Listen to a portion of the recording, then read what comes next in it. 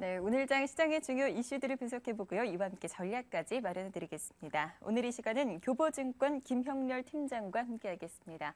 어서 오세요. 네, 안녕하십니까. 네. 자, 오늘도 준비되어 있는 이슈들부터 먼저 체크해보겠습니다. 첫 번째 이슈 화면 통해서 함께 보시죠. 코스피가 대외약제의 부담을 느끼며 2000선에서 등락을 거듭하고 있습니다. 다시금 불거지는 유로존 정치 불안과 재정 위기, 현재 진행형인 엔저 부담까지 상승 가도를 달리던 코스피가 다시 대외약제에 갇히는 것은 아닌지 이슈앤 전략에서 집중 분석하겠습니다.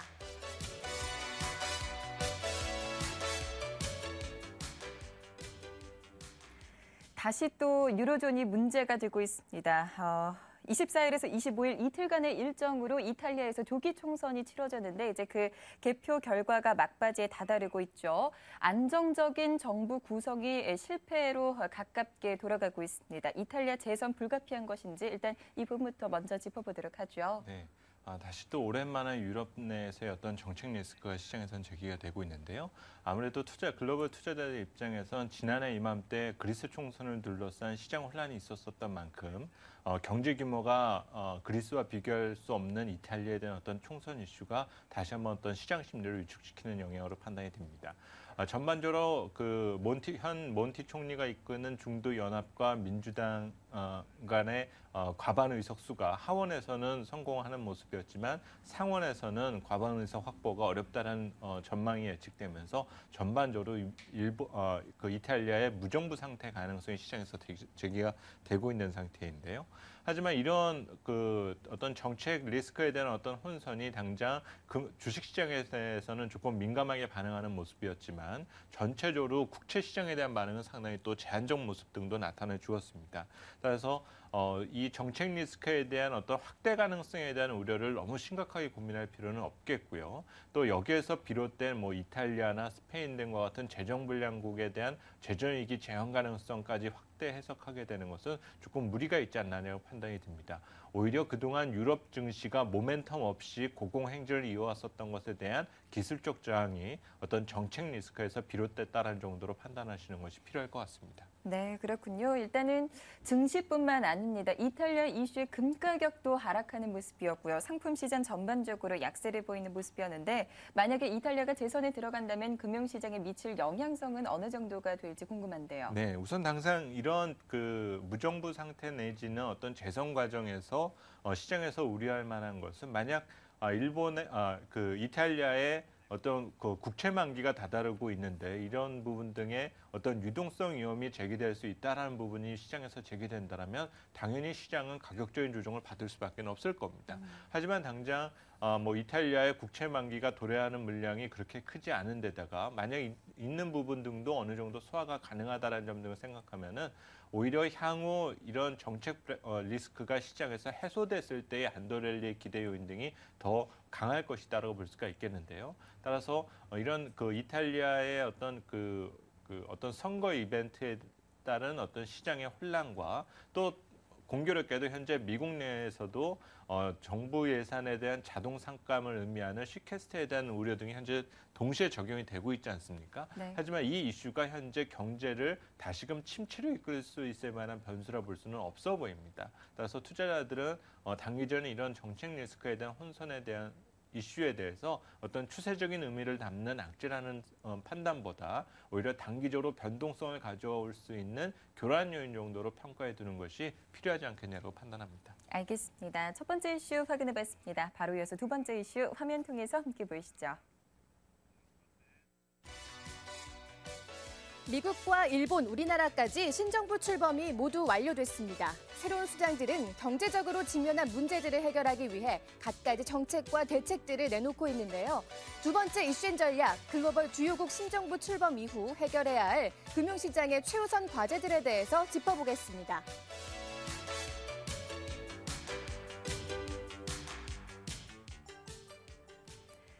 새 정부 출범 이틀째를 맞고 있습니다. 어제 장에서는 지수가 그다지 큰 힘을 받지 못하는 모습이었고요. 오늘 장에서도 주식시장 일단은 해외발 악재 하락하고 있는 모습입니다. 하지만 앞으로 새 정부 출범과 관련해서 주식시장 활성화에 대한 기대감은 여전히 높은 모습인데요. 이를 위해서 먼저 해결해야 할 과제들이 있다면 어떤 것들이 있을까요? 네, 우선 현 박근혜 정부의 어떤 그 경기 부양에 대한 의지를 확인하는 것이 가장 중요하다고 볼 수가 있는데요.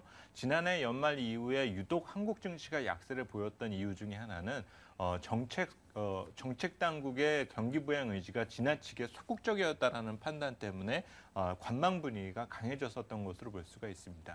물론 새로운 정부의 등장에 앞서서 경기 부양 정책이 나오기는 어렵다라는 점 등은 인정을 하겠지만 이제는 새로운 정부가 출범한 만큼 좀 더 강도 높은 경기 부양 의지를 보여주는 것이 중요할 것 같은데요.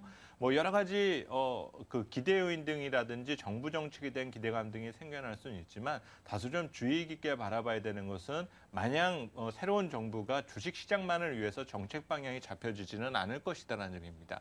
특히 이번 그 인선 구성 과정에서의 인원들의 대략적인 그 양력을 살펴보면 대부분 거시경제 전문가보다는 조금 미시경제 전문가들이 좀 다수 포진되어 있습니다.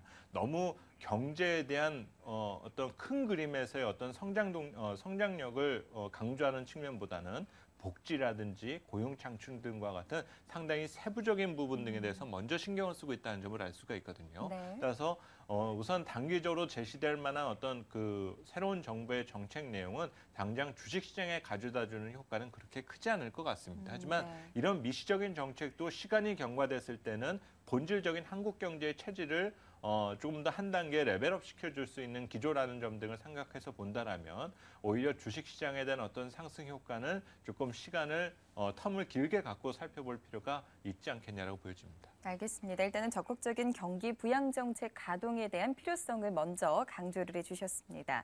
최근에 엔저도 역시 여전히 풀어야 할 숙제로 남아 있습니다. 아베 총리가 일본은행 총재에 구로다 총재를 내정한 것으로 알려지면서 어제장 엔화가 2년 9개월 만에 최저치까지 떨어지는 모습이었고요. 일본 증시 급등으로 마무리가 됐는데 오늘 장에서는 또 좀 흐름이 바뀌는 것도 나타나고 있습니다. 엔저 정책이 다시 가속화되면서 이 부분이 계속해서 부담이 되지는 않을지 우려되는 부분들이 있는데요. 네, 우선 엔저와 관련된 부분은 어느 정도 용인할 지속될 가능성이 있다는 점을 생각하실 필요가 있습니다.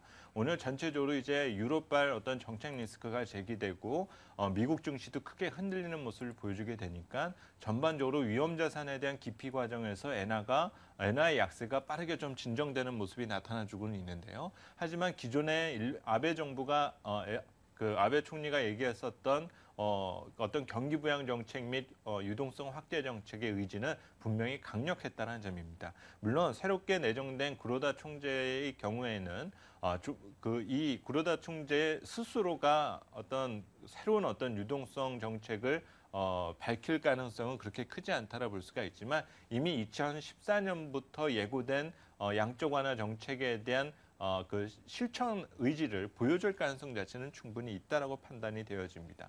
따라서 단기적으로 나타나는 어떤 엔화 약세의 어떤 진정 과정에 대해서 이제는 다시금 엔화 강세 현상으로 기조가 바뀌었다는 의미보다는 그동안에 과도했었던 엔화 약세의 진정 상황이다라 볼 수가 있겠고요.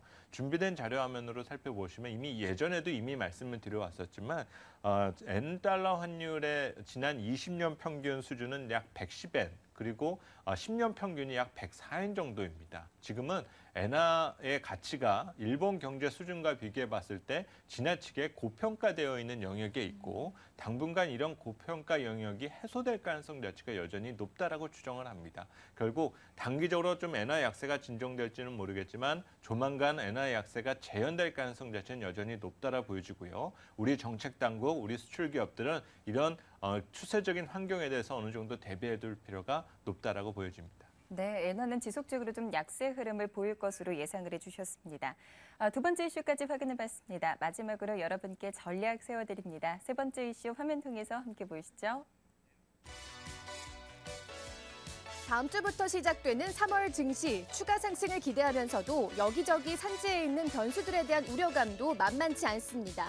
3월 증시가 불확실성을 뚫고 추세 상승할 것으로 기대해봐도 좋을지 전망과 전략을 들어보겠습니다.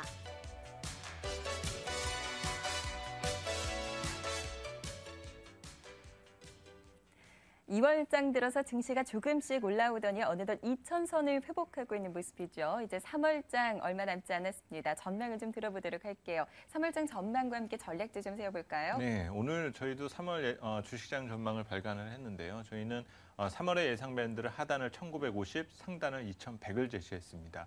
저희가 전 증권사에서 가장 보수적인 전망을 내놓았었는데 의견을 바꾸게 된 가장 큰 이유는 분명 하락 요인이 시장에 잠재되어 있다는 것은 알지만 점진적으로 시장이 내성이 강화되고 있고 희망적인 부분을 계속 보류한다는 점을 들 수가 있습니다. 물론 일시적으로 2000선 하회할 수도 있고 낙폭이 더 확대될 수 있는 여지도 있지만 우리 시장이 어떤 이익 조정의 우려와 대비해서 봤을 때 절대 밸류에이션 관점의 투자 매력이 개선되었다는 점도 긍정적으로 평가할 필요가 있다라고 판단을 했습니다. 준비된 자료 화면으로 설명을 드리도록 하겠는데요. 우리 시장의 현재 PER은 약 9.5배 정도입니다. 분명히 이익이 하향 조정될 가능성이 있다라면 현재의 PER을 신뢰할 수는 없다는 점은 단점을 갖고 있고요. 대신 우리 시장의 PBR 수준을 살펴보면 종합주가 지수가 2,000을 넘었지만 여전히 1.05배 정도 수준에 그치고 있습니다. 그럼 여기서 주목할 부분은 지난 2011년과 지난해에도 종합주가 지수가 2,000선을 넘었었던 적이 있었는데 그때 당시에 우리 시장의 PBR은 각각 1.39배, 지난해 같은 경우는 1.18배였습니다.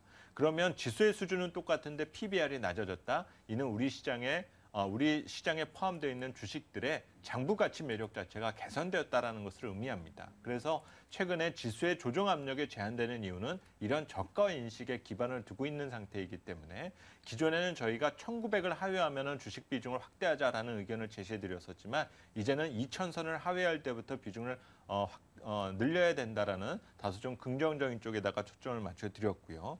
또 하나 긍정적 요인 중에 하나는 현재 우리 시장에서 믿을 만한 것은 역시 삼성전자라는 점입니다. 특히 삼성전자의 현재 분기별 영업이익 등을 살펴보면 지난 4분기에 사상 최대 이익을 기록한 이후 현재 1분기 예상이익 컨센서스가 약 8조 6천억 정도입니다. 일시적으로 1분기가 둔화될지는 모르겠지만 4월 중순에 출시될 것으로 예정되는 갤럭시 S4를 포함해서 전반적으로 2분기 이후의 실적 성장에 대한 기대 요인 등은 분명히 있다는 점이겠죠. 이런 내용 등을 종합해서 봤을 때 우리 시장도 다른 나라와 비교했을 때 상당한 투자 잠재력을 갖고 있고 이에 대한 평가를 받는다면 지금보다 상당히 높은 지수 레벨에 형성될 가능성이 있는 만큼 추가적으로 지금은 주식 비중을 확대하는 전략 자체가 유효하다고 볼 수가 있고요. 만약 PBR 관점에서 어떤 저가 인식이 강한 업종을 찾게 된다면 금융업종 그리고 조선과 철강, 금속, 지주사 관련주들의 경우는 현재 밸류에이션 매력이 상당히 한층 매력적으로 바뀌었다는 점 등을 참고하시면서 관련 종목들을 살펴보실 필요가 있을 것 같습니다. 네, 3월 증시 긍정적인 흐름이 이어질 수 있을 것으로 예상해 주셨습니다. 이와 함께 관심 가져볼 만한 업종들까지 제시를 해주셨으니까요. 참고하시기 바랍니다. 오늘 이슈앤 전략 여기서 마무리합니다. 교보증권 김형렬 팀장과 함께했습니다. 말씀 고맙습니다. 네, 감사합니다.